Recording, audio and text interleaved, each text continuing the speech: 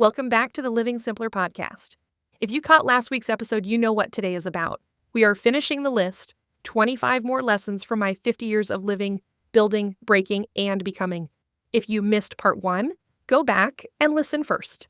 But if you are jumping in here today, that is okay too. These lessons stand on their own. So let's pick up right where we left off. These are lessons 26 through 50 as I turn 50. Lesson 26. You are allowed to outgrow old versions of yourself. You do not have to stay who you were just because other people are comfortable with her. I have lived many lives, many careers, 2 marriages. I have lived in 3 very different states. I invest thousands of dollars every year into my personal and business growth. I'm always trying to become a better person tomorrow than I am today. One of my sheer core values is personal growth. I consider it a blessing to grow and change, and I hope to do that for the rest of my life. Growth is not betrayal of who you were. It is honoring who you are becoming. Lesson 27, confidence comes from keeping promises to yourself. Every small promise matters. I am learning this over and over currently. I have heard both Dan Martell and Jasmine Star talk about this a lot recently. Dan talks about becoming a person who, I have told Mike that I am a person who gets up and does my walk or workout day in and day out, even if I do not want to. For years, my goal was 3 to 4 days a week. It is really easy to let something slide when you only commit to it 50% of the time. When you say that you will do it day in and day out or week in and week out, that is a commitment to you. Jasmine talks about her 600 plus episodes of her podcast and that it was not always convenient to get out. I get it. The podcast for me is way more a passion project than a moneymaker right now. When time seems short, non-money making activities are one of the first things to skip. But when I launched the Living Simpler podcast almost a year ago, I committed to myself that I would do it weekly, even when it was not convenient. All we have is our word, and at times in my life, I have not kept my word to myself. That stopped this year. This is also why the habit tracking inside the Living Simpler app matters so much to me. Confidence is not something you manufacture with a pep talk. It is something you build one kept promise at a time. Lesson 28. Your calendar and your credit card statement tell the truth. What you give your time and money to is what you are really choosing. Your words matter, but your actions matter more. When people come to me and do not know why things are not working out in their businesses or health, I ask to see their calendar and their P&L or their calendar and food journal. Within less than 10 minutes, I can tell what is off. We all tell ourselves stories about what is happening, but our calendars and credit cards do not lie. When Mike and I first got together, he would go to the ATM 2 to 3 times a week, every week, and pull out $40 to $50 in cash. After just a couple of weeks living together and having a joint account, I asked him where the money was going. He said he really did not know. A cocktail or 2 with friends, a few fast food meals, nothing big, but something substantial when you looked at it all together. Remember that I was a financial advisor, and that kind of situation stressed me out. At just $100 a week, that was a $5,200 a year expense. We promptly cut up the debit cards, and I handed him a credit card. At first, I told him to just do what was normal, but I wanted us to track it. After a while, we started to see some pretty big patterns. Again, not a whole lot of money in each item, but a really nice car payment each month on fast food and just lifestyle creep. Same thing with business and relationships. How much time are you spending marketing your business? How much time are you spending learning? How much time are you spending with the people you love the most? Those are the things that will show what is really important to you and who you will be this time next year and beyond. Lesson 29. You cannot do everything in one season. Some seasons are for building, some are for healing, some are for resting, some are for becoming. One of my favorite books is Shonda Rhimes' The Year of Yes. She talks about how in the midst of her busiest time, during Grey's Anatomy private practice scandal and How to Get Away with Murder, people asked her how she was doing it all. As women, we have fought for the ability to do it all or have it all, But her explanation was that she looked at all of it as balls that she had in the air. Some were glass and some were rubber. And the key was recognizing the difference and not allowing the glass ones to be the ones to drop. We go through different seasons. Sometimes your business growth is the glass ball. Sometimes our family needs more and becomes the glass ball. Sometimes our health becomes the glass ball. The key is to recognize that the glass balls will often change, and that is okay. We can still do it all. We still can have it all, just often not at the same time. Lesson 30, the slower path can still be the right path. Not everything has to happen fast to be meaningful. When I opened my first fitness studio, after we found our location, we had the doors open in under 30 days from our lease signing. The blessing was that we did not have to do a ton of construction and that we worked for hours every night, 7 days a week to get it all done. The problem was that we did not do enough marketing before we opened our doors, and it was stressful. A few years later, a client came to me and had found her space and wanted to have her doors open in 60 days, including negotiating the lease and building out the space. I told her I thought we could do it, but it would be like drinking through a fire hose, and I wanted to know that she was up to the task. It was a lot. We were checking in every day or two, sometimes talking more than once a day, to handle all the decisions that needed to be made so quickly. I believe that we need to make decisions quickly. The women that I know that get stuck in analysis paralysis almost always find that it is harder. But I am also a big advocate for slowing down and making sure that the ladder is against the right wall before you start climbing it. Today, I stop. I take time to really meditate and pray on decisions. I am much more in tune with where I want to go next before I just jump. Lesson 31, joy is not extra. Joy matters. Beauty matters. Laughter matters. Fun matters. Mike has been trying to teach me this for the past 25 years. A number of years ago, I asked him about his purpose in life. I was not looking for him to say that he was hoping to cure world hunger, but I was hoping for something substantial. When he told me his life purpose was fun, I was peeved. You see, I have always had a goal, a motivation, a why, a reason to get up and do the hard things every day. He wanted a leisurely coffee at a coffee shop and lunch with friends. He wanted to golf with his friends. It really made me angry. I was here working myself into the ground while he was out having fun. I still struggle with this a bit.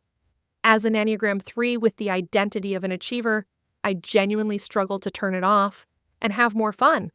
But with some of my health challenges over the past few years, I have learned that the world will keep turning whether I am working or not, and I really take more time for fun, joy, and travel in my life. Lesson 32, the little things are the big things. Coffee in the morning, a walk, a good conversation, a quiet night, a hug. These are the moments that make a life. My favorite times of my days are almost always my morning walks, with a phone call with a friend or a motivational podcast.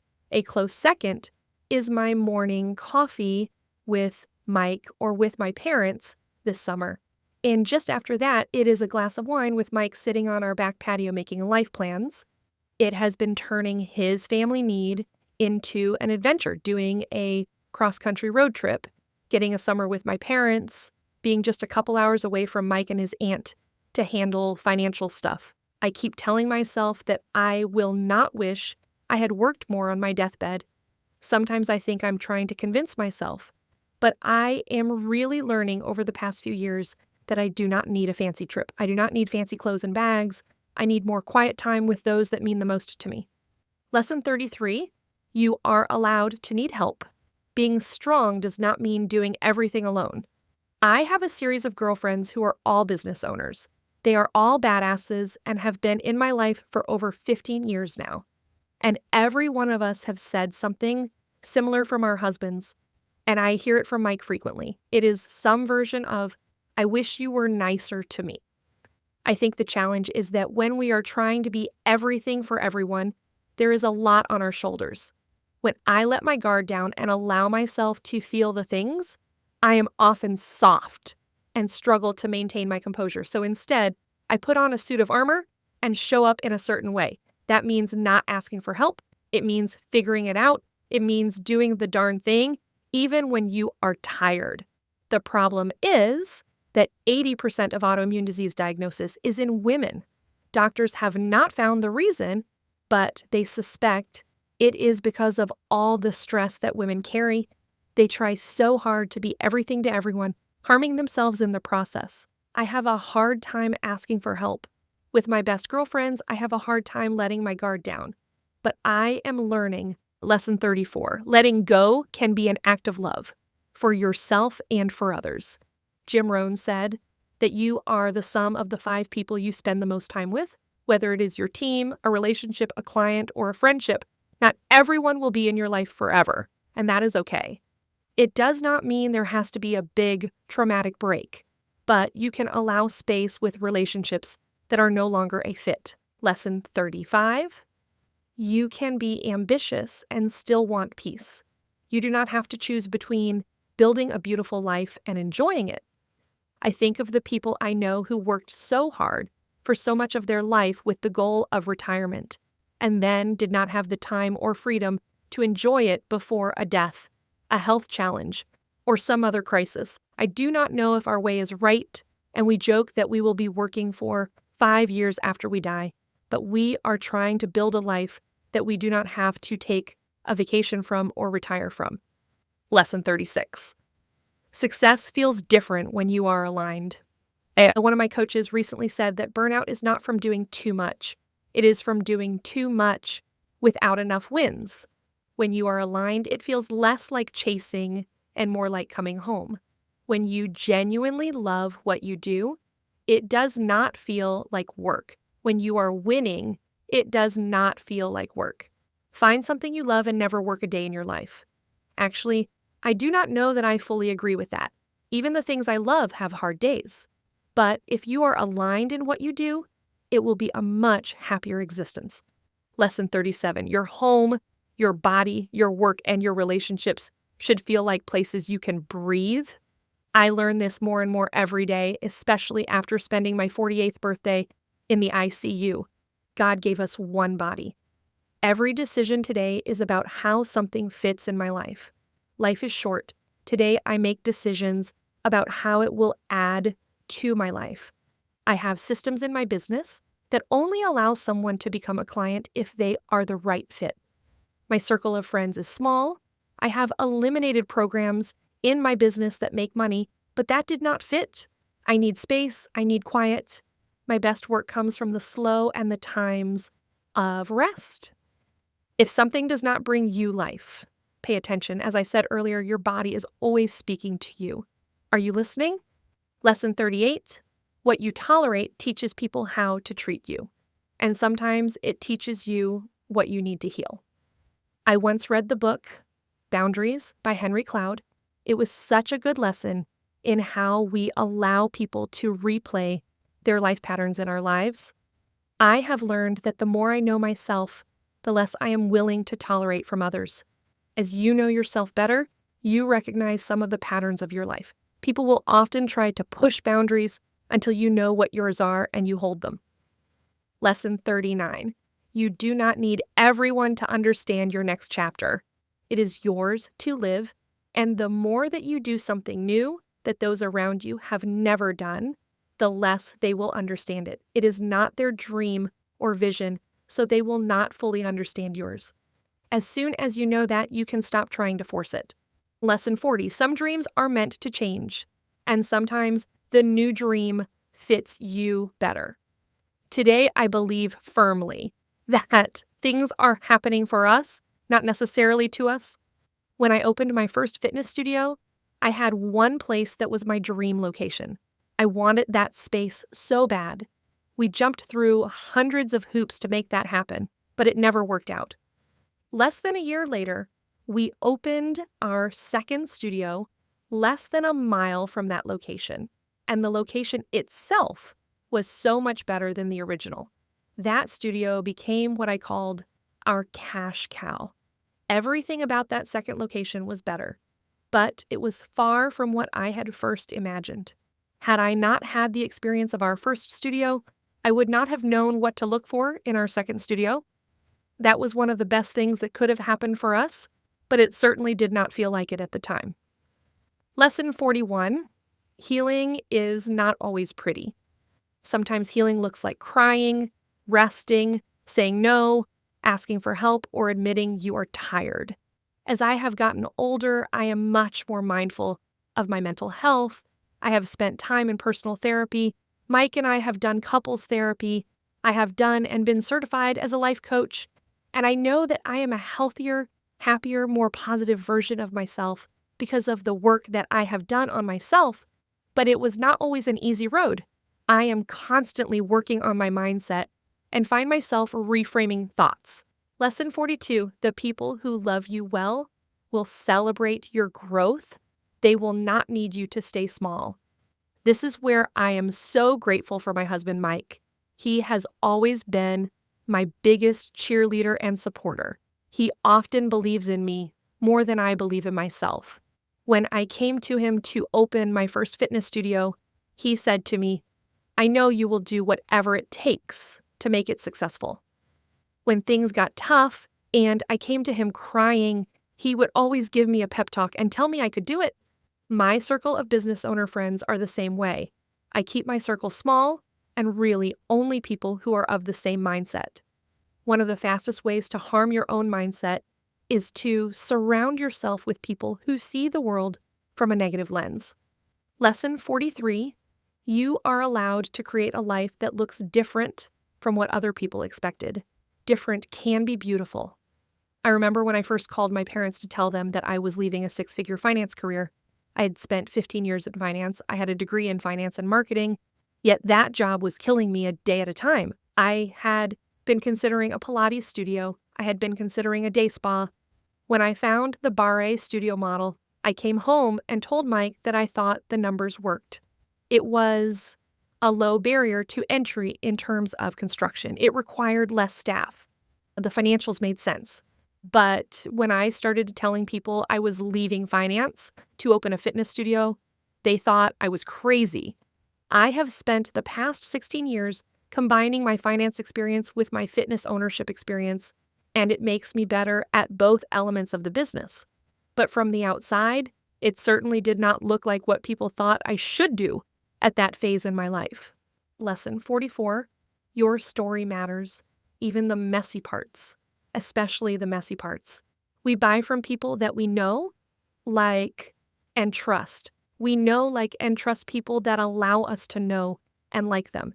In a world of social media highlight reels, sometimes the best content is the unpolished content. The best clients are the ones who can see themselves in your story. They can only see themselves in your story if you share your story. If you have ever heard of Joseph Campbell and his hero's journey, you know that every movie and television series is based on how the main character overcomes some type of challenge to get to the end. If you do not allow people to see the struggles, they never understand the triumph. I spent almost 10 years in braces. Lesson 45. Travel changes you. I believe that growing up in Middle America as a white woman to parents who worked really hard for everything we have has made me very privileged. I know that some people do not like that I would say that, but I believe it is true. After traveling to Europe, Mexico, the Caribbean, and some other places in the world, I know how blessed I am to come home to clean water, a huge house, a king-sized bed, and all my modern conveniences. I know how blessed I am to have a nice car that will take me anywhere I want to go on mainland America. I love traveling because it changes my perspective. Seeing new places reminds you that the world is big, life is short, and there is so much more to experience. Lesson 46, love is built in ordinary moments. This is another lesson I learned day in and day out, especially as some of my people have passed. Once they are gone, you cannot get them back. So I am way more aware of enjoying the little moments with my family and friends. A quiet cup of coffee together in the morning, the daily kindness, the showing up, the listening, the laughing, the staying. Lesson 47, you do not have to carry what is not yours. Some pressure can be released. Some expectations can be returned. Some weight was never meant for you. As a coach, this is often something that I have to remind myself. I want what is best for my clients. My job is to help them find their best path to their goal, and their stress cannot be my stress.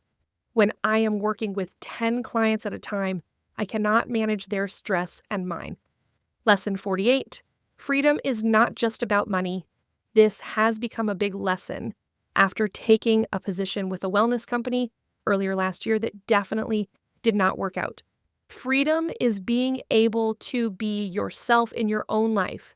It is being able to pick up and go. It is being able to choose your days, your work, and your people. Money can support freedom, but it cannot replace it. Lesson 49. The best chapters can still be ahead. I believe that more now than ever. As people, mainly my husband, will say, "Oh, you are turning 50. It is downhill from here." I am looking forward to this chapter. I speak my mind a bit more. I am wiser. I am more self-confident. I am more self-aware. Lesson 50, 50. I believe that coming home to yourself may be the greatest work of your life.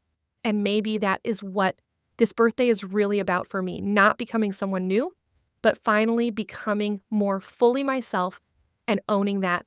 More honest, more peaceful, more grounded, more healthy, more grateful, more present, more free. As I step into 50, I feel incredibly thankful. Thankful for the lessons I learned the hard way, thankful for the people who love me, thankful for the places life has taken me, thankful for the businesses I have built, thankful for the women I have been able to help, thankful for my health and the way my body continues to teach me, thankful for Mike and the life we are creating, thankful for family, friendship, and the little moments that mean more than anything. Thankful for every version of me that got me here. And I am also excited for what is next, excited to keep simplifying, excited to keep healing, excited to keep building, excited to keep loving, excited to keep learning, excited to keep becoming. Here is to 50. Here is to living simpler. Here is to more peace. Here is to better health. Here is to more freedom. Here is to deeper love. Here is to beautiful ordinary days. Here is to the next chapter. I am so grateful to be here. And that, my friends, is all 50. 50 lessons, 50 years, 2 careers, 2 marriages, 2 fitness studios, a stroke, an ICU birthday, an autoimmune diagnosis, and a brand called Living Simpler that grew out of all of it. If you listened to both parts of this series, thank you. Truly. Sharing this with you has been one of the most meaningful things I have done on this podcast. If something in here moved you, I would love to know which lesson hit hardest. Send me a message, leave a review, or share this episode with a friend who needs it today. And if you are ready to do this work for yourself, to track your own patterns, to journal your own truth, to build your own sustainable, aligned, simpler life, the Living Simpler Collective and the Living Simpler app are here for you. You can find both at living-simpler.com. Thank you for walking through these 50 lessons with me. Here is to the next chapter for all of us. I will see you next week.